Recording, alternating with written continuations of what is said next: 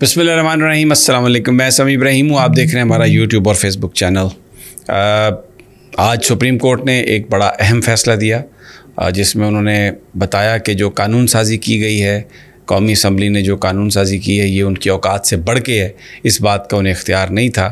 یہ 3 ممبر بینچ تھا. جسٹس عمر عطا بندیال کی سربراہی میں منیب اختر صاحب اور اعجاز الحسن صاحب اس کے ممبر تھے، اور یہ تھا جو اپیل کرنے کا جو حق ہے اور اس کا مینجمنٹ آف، بیسیکلی یہ review of order and judgments, یہ اس کا نام تھا.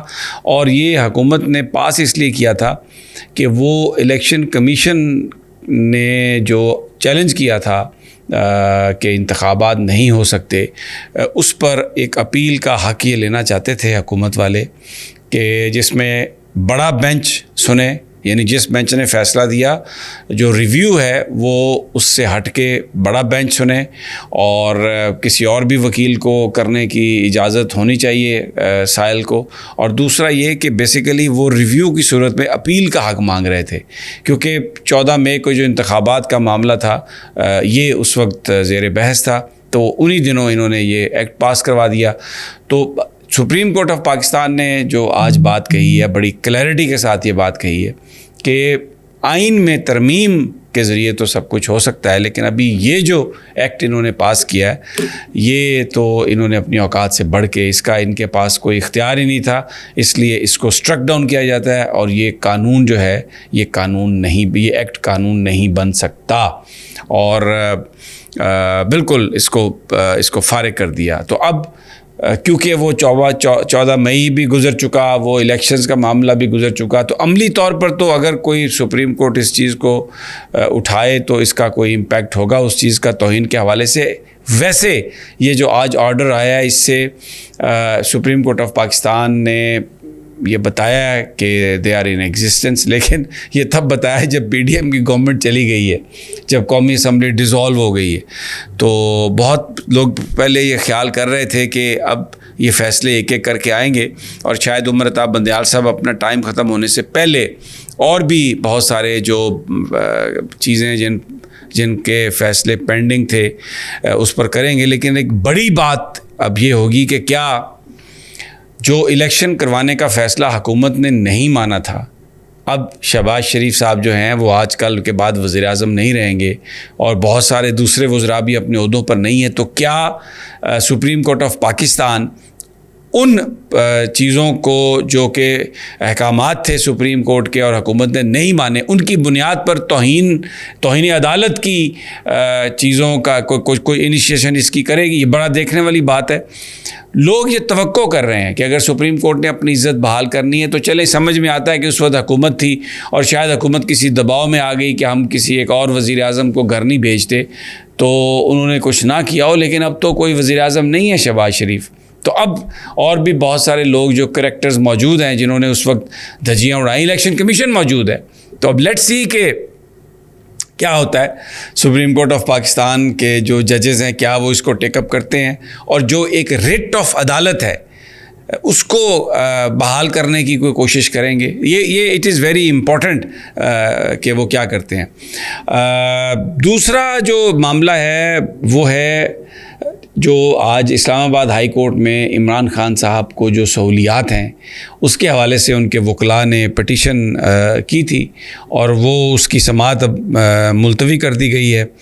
چیف جسٹس صاحب نے یہ کہا ہے، عامر فاروق صاحب نے، کہ میں مناسب آرڈر کروں گا، لیکن انہوں نے یعنی وکلاء اور فیملی سے عمران خان صاحب کی ملاقات کے حوالے سے انہوں نے کہا میں مناسب آرڈر کروں گا.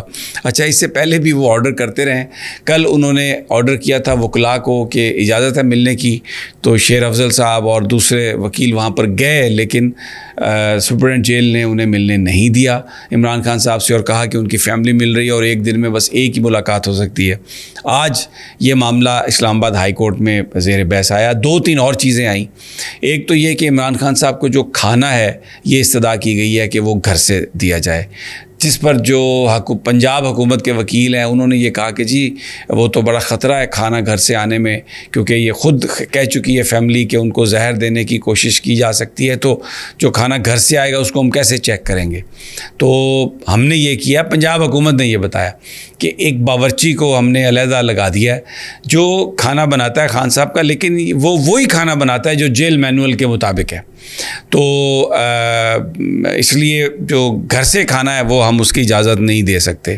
اچھا، پھر اس پہ یہ کہا شیر افضل صاحب نے کہ ہمیں گرفتار کرنے کی کوشش کی. اسلام آباد جب واپس آ رہے تھے ملاقات بھی نہیں کرنے دی. تو اس پر جسٹس خواجہ عامر فاروق نے کہا کہ میں اس میں بالکل ہم وہ کریں گے، آپ کو ایک میں مناسب آرڈر پاس کر دوں گا. جیل تبدیل کیا جائے، کیونکہ اٹک جیل میں اے کلاس تو خیر ہے ہی نہیں، بی کلاس بھی نہیں ہے. یہ آج عمران خان کے وکلاء نے یہ استدعا کی عامر فاروق صاحب سے کہ ان کو اڈیالہ جیل میں آپ ٹرانسفر کر دیں.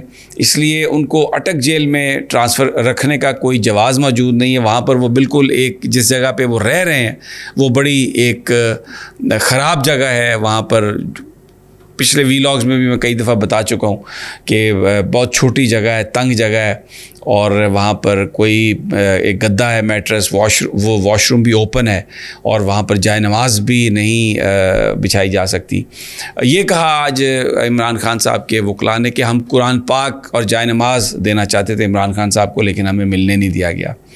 تو اس پر جو پنجاب حکومت کا وکیل ہے اس نے کہا جی ان کے پاس قرآن پاک ہے اور جائے نماز بھی ہے. تو جس پر عمران خان صاحب کے وکیل نے کہا کہ وہ کیونکہ جو ٹرانسلیشن ہے اس کی وہ انگلش ورژن خان صاحب پڑھنا چاہتے ہیں تو ہم وہ قرآن شریف انہیں دینا چاہتے تھے. تو جس پر وہ جو پنجاب حکومت کا وکیل ہے اس نے کہا جی ہم ان کو انگریزی والا جو قرآن شریف ہے وہ ہم انہیں دے دیں گے.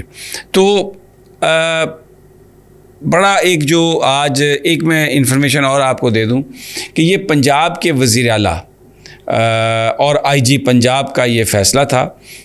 عمران خان صاحب کو لاہور سے اڈیالہ جیل لے جایا جا رہا تھا، ان کا پورا بندوبست تھا، لیکن محسن نقوی صاحب نے اور آئی جی پنجاب نے جس وقت وہ اسلام آباد ٹول پلازا پر پہنچ گئے تھے تو یہ وائرلیس کی کہ آپ انہیں اٹک لے جائیں، یہاں پہ لے کے نہ آئیں. انہوں نے یہ حکام کو کنونس کیا کہ ہم انہیں ادھر لے کے جاتے ہیں کیونکہ عمران خان کو اذیت دینا مقصود تھا. وہاں پر یہ بتایا گیا کہ اٹک جیل، اچھا ایک لوگ کنفیوز کرتے ہیں کہ کہتے ہیں جی نواز شریف بھی وہاں پہ رہا تھا. نواز شریف اٹک کی جیل میں بند نہیں ہوئے تھے. نواز شریف صاحب کو اٹک قلعہ جو ہے اس میں ان کو رکھا گیا تھا اور وہاں پر سہولیات بہت بہتر ہیں. وہاں پر ہر وقت وہ بیسیکلی پاکستان کی فوج کے قبضے میں ہے جو اٹک فورٹ ہے. تو اور وہ دریا کے کنارے ہے اور اس کے اندر سے بڑے اچھے ویوز ہیں.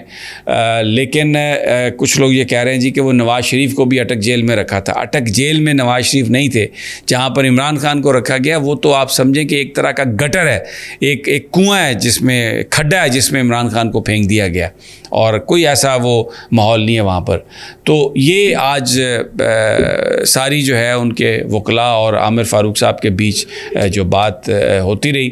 بہرحال مناسب آرڈر انہوں نے کہا میں پاس کروں گا اور سماعت جو ہے وہ ملتوی کر دیا. اب انتظار ہے کہ اگلے ہفتے 14 اگست کے بعد عمران خان صاحب کی درخواست ضمانت اور وہ جو مقدمہ ہے جو ان کی سزا والا اس کی ہوگی سماعت. تو آپ کو ہم اپڈیٹ دیتے رہیں گے. یہ میرے پاس کچھ اور مزید ڈیٹیل آئی ہے، میں آپ کو بتا دیتا ہوں، جس میں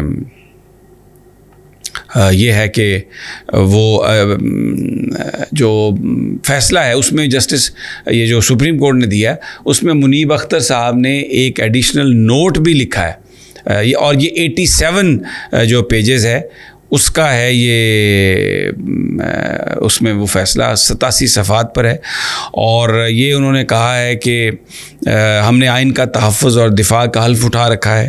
کسی بھی قانون کو کالعدم قرار دینے کے اختیار کو انتہائی احتیاط سے استعمال کرتے ہیں. ایک قانون کو اس وقت تک کالعدم قرار نہیں دینا چاہیے جب تک اس کی شقیں آئین سے ہم آہنگی اگر وہ رکھتی ہوں تو پھر بالکل نہیں قرار دینا چاہیے. اور انہوں نے کہا کہ یہ ممکن نہیں ہے کہ اس قانون کو ہم آئین سے ہم آہنگ قرار دیں، کیونکہ review of judgment and orders جو ہے یہ آئین پاکستان سے واضح طور پر یہ جو ہے وہ متصادم ہے. تو یہ ایک بڑا امپورٹنٹ ہے فیصلہ. اب لیٹس سی کہ آگے بھی اگر فیصلے آ جائیں تو صورتحال کچھ بہتر ہو سکتی ہے.